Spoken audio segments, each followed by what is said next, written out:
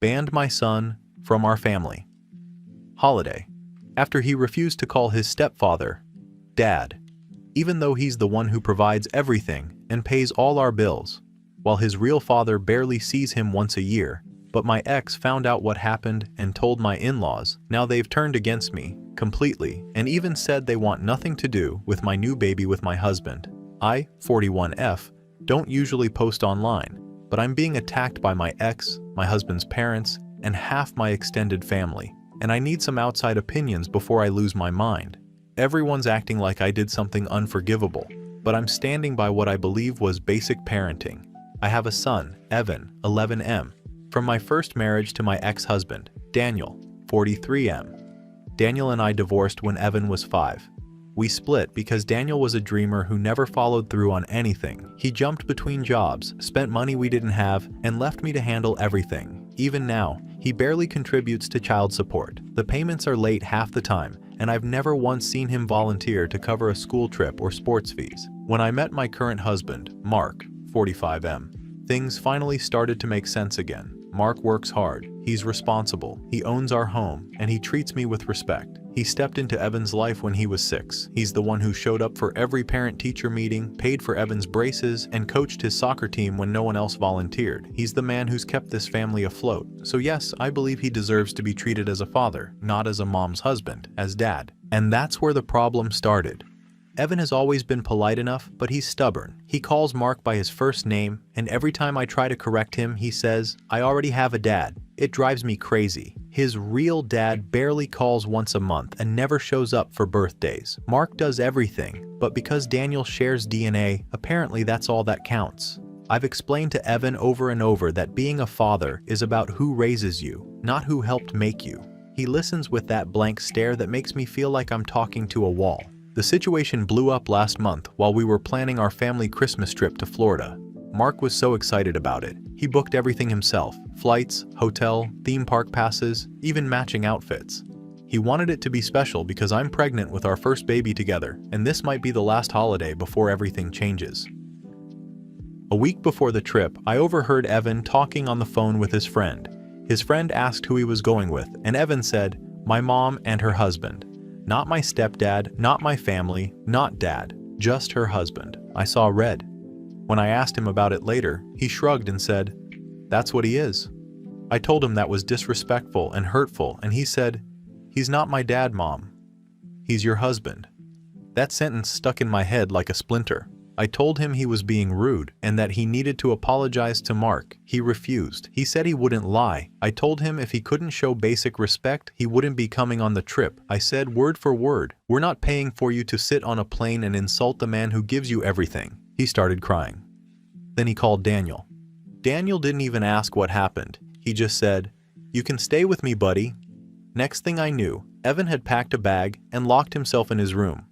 I told him to stop being dramatic and that he'd regret missing out, but he said he didn't care, so Mark and I went without him. The trip was fine on the surface, but it was tense. Mark didn't say much about Evan, though I could tell he was hurt. He kept saying things like, "He'll come around eventually," but I could see he was disappointed. I wanted to show him that I was on his side, that I wouldn't let my ex and my son make him feel unwanted in his own family. So I doubled down. I told Mark I wasn't going to let Evan play emotional tug-of-war anymore. When we came home after Christmas, I found out Daniel had told Mark's parents everything. But, of course, only his version. Now they've turned against me. Apparently, Daniel called them for Evan's sake. He told them I banned their grandson from Christmas to punish him for loving his real dad. I was furious. I called Mark's mother, and she didn't even let me speak. She said, "You humiliated that child to feed your ego." Her husband told me they were ashamed of me. Then they told Mark they wouldn't visit for the foreseeable future. They even said they want nothing to do with the baby until I get help. I was shaking when Mark told me that. I said his parents were being manipulated by my ex, but he didn't defend me. He just said, maybe they have a point.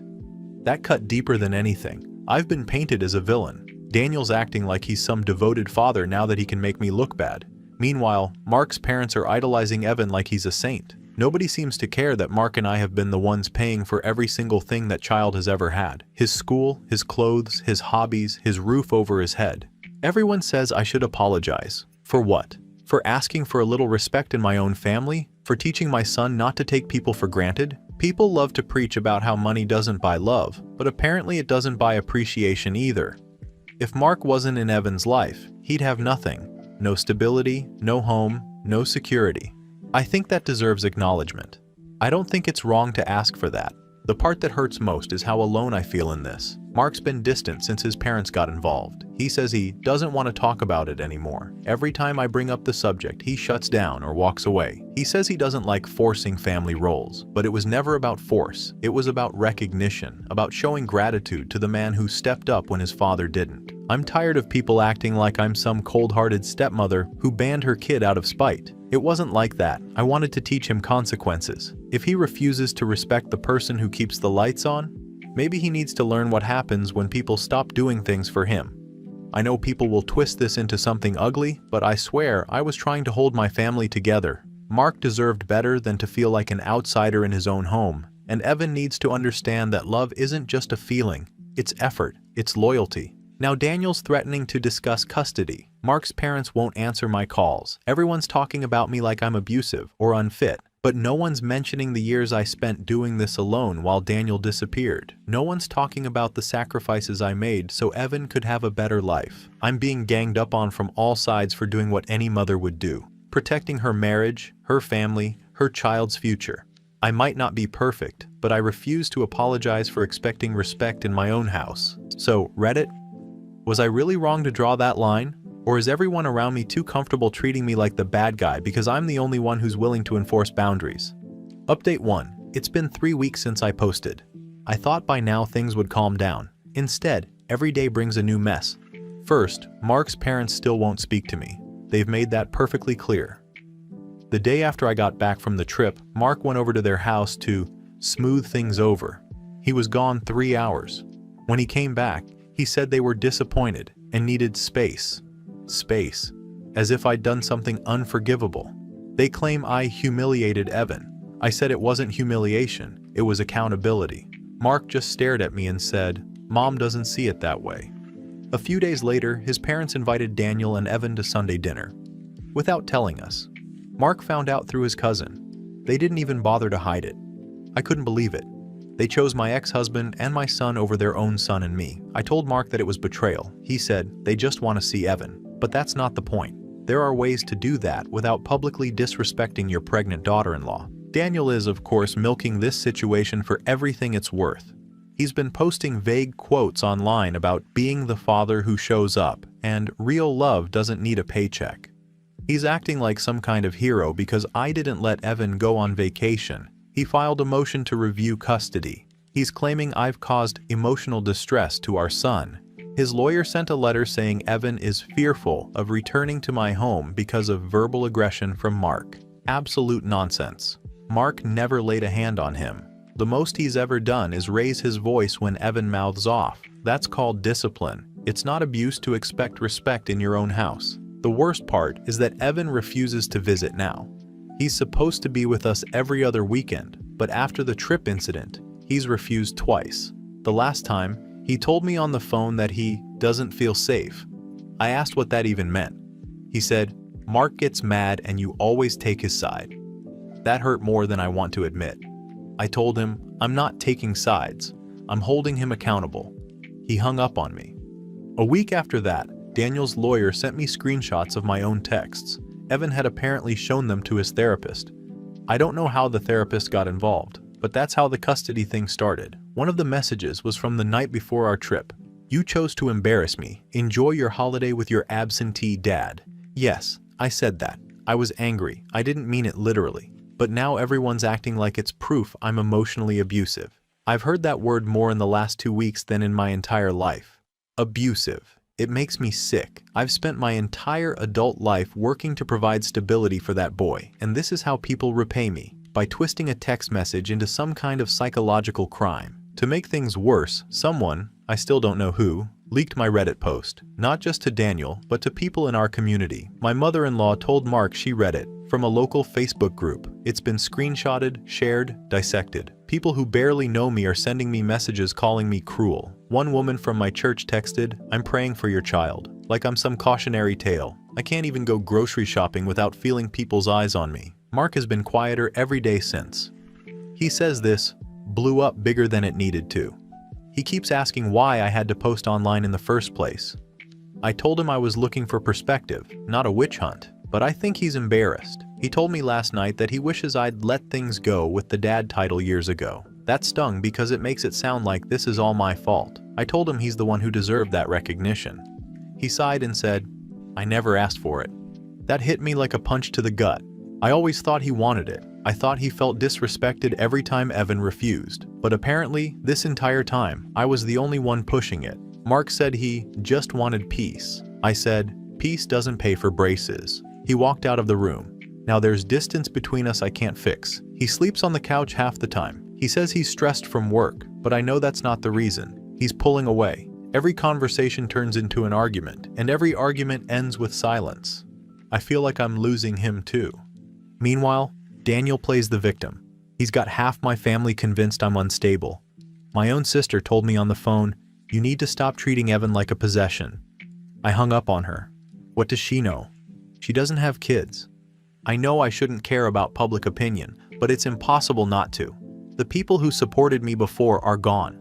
My church group won't return my texts. Mark's parents have cut me off completely. My mother keeps saying, you need to apologize. But for what? For trying to keep my husband from feeling like a second-class citizen in his own home? For wanting my son to acknowledge the man who pays for every piece of his life? I tried reaching out to Evan this week, hoping maybe we could talk privately. I called him after school. He answered but didn't say much. I told him I missed him. He said, you didn't miss me at Christmas. Then he hung up again. I cried after that, but not because I felt guilty, because I felt unappreciated. It's like everyone's forgotten everything I've done to build this family. The few people who have messaged me privately keep saying the same thing. You should back down. But what happens if I do? What lesson does that teach? That he can disrespect adults and get rewarded. That all he has to do is cry to his dad and everyone will cave. That's not how life works. I grew up in a house where respect meant survival. You didn't talk back, you didn't pick favorites, and you didn't bite the hand that fed you. I'm not going to raise a child who thinks love is a free-for-all. I know people reading this think I sound harsh, but you try holding a household together when every person in it undermines you. My ex badmouths me to our son, my husband's parents pick sides, my own husband has gone soft. I'm the only one willing to say, this is wrong. So, no, I don't regret setting boundaries. I regret trusting that anyone else would understand why they were necessary. Everyone's so obsessed with feelings that they've forgotten that families fall apart without structure. Someone has to be the adult. If that makes me the villain, fine, I can live with that. What I can't live with is a world where kids call strangers dad on YouTube for likes, but I'm a monster for asking my son to respect the man who raised him. What I can't live with is watching my husband doubt me because everyone else whispers that I'm cruel. Mark told me last night that he's going to stay with his parents for a few days. I asked if he's taking his things. He said, not yet. That yet is eating at me. I asked if he still believes I did the right thing. He didn't answer. I still believe I did. Maybe I went about it wrong, but I wasn't wrong to expect loyalty. I wasn't wrong to expect respect. Everyone's turned on me, but I'm not going to grovel to fix what I didn't break. If people want to side with a child and an ex-husband who barely pays his bills, that's their choice. I'm standing my ground. Update 2. It's been 5 months since I last wrote. Grace came early, 2 weeks before her due date. My doctor said stress can do that. I don't disagree.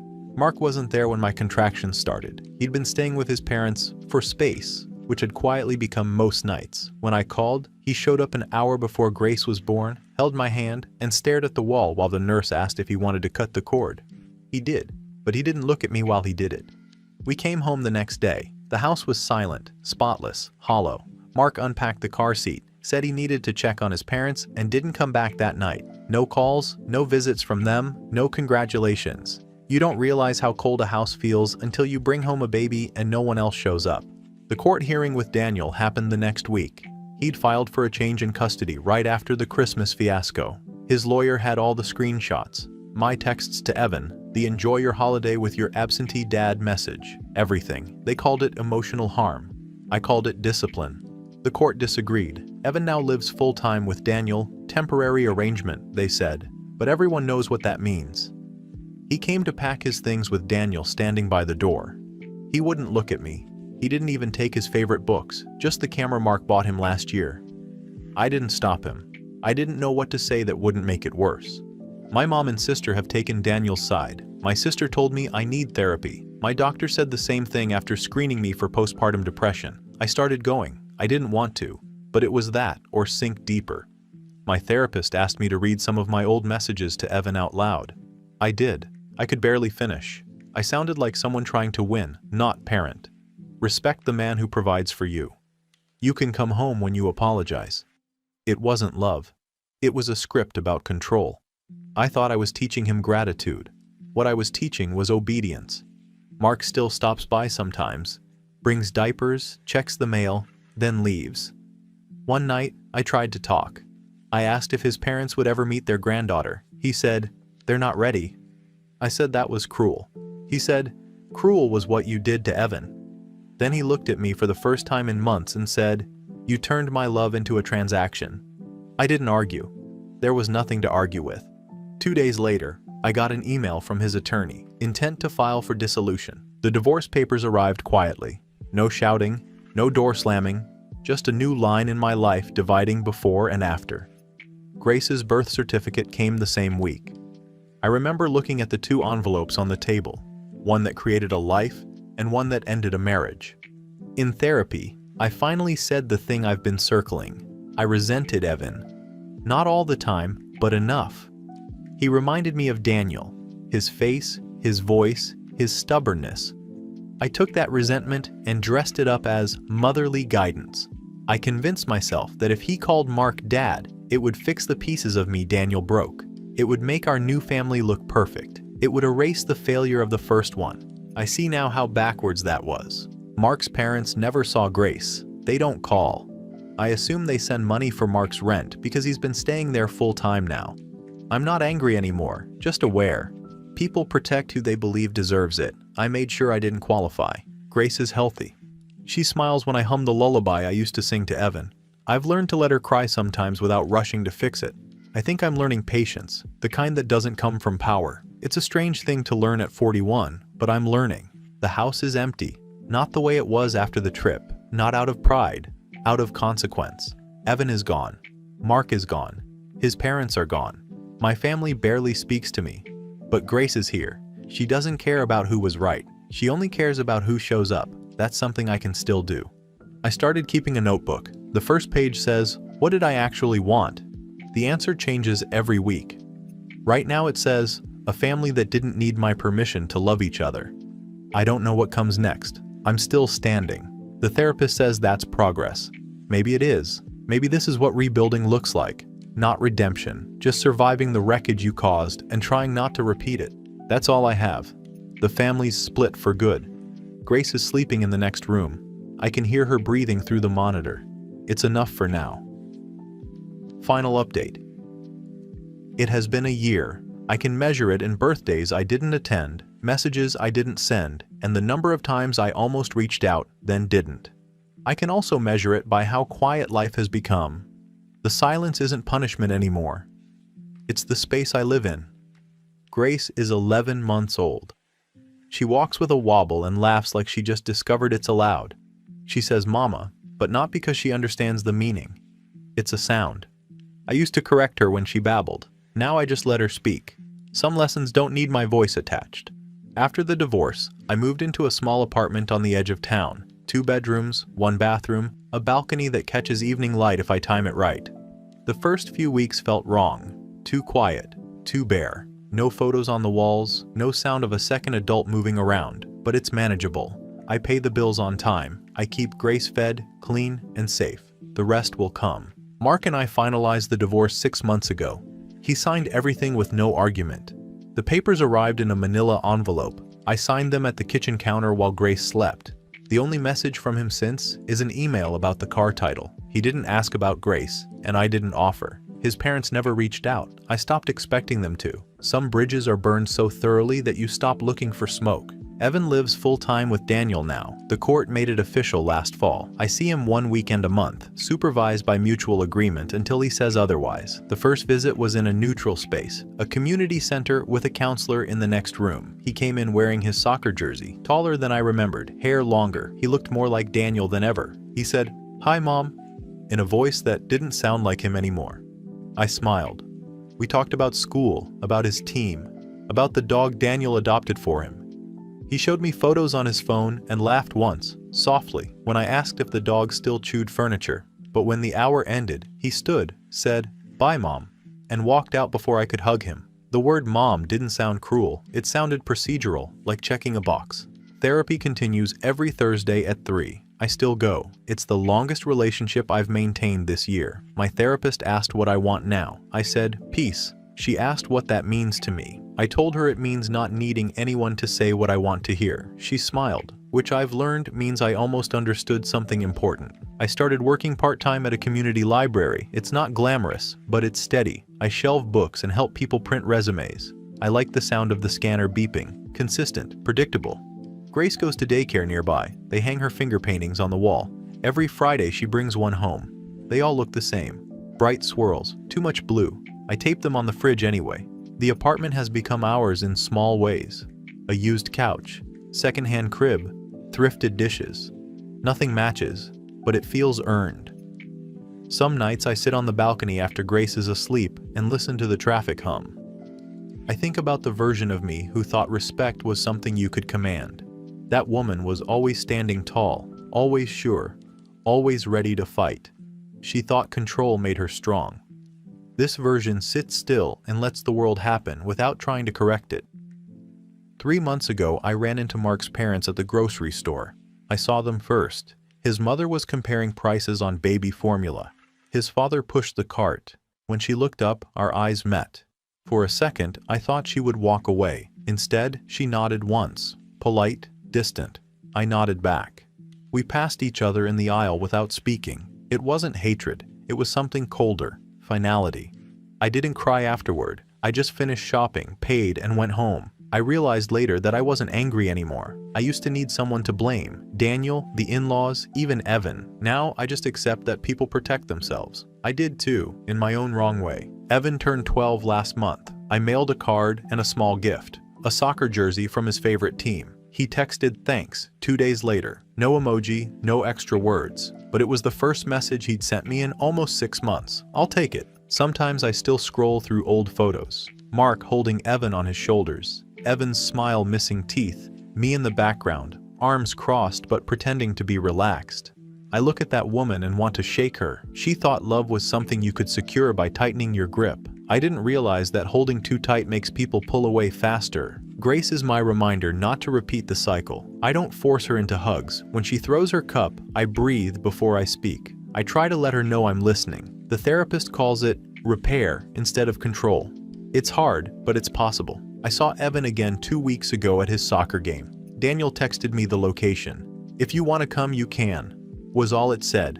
I didn't know if it was a trap or an olive branch. I went anyway. I sat at the far end of the bleachers. The field stretched out under a dull sky, wind cold against my face. When the team came out, I spotted him immediately. Taller now, moving with confidence I hadn't seen before. Daniel was in the stands, talking to Mark's parents.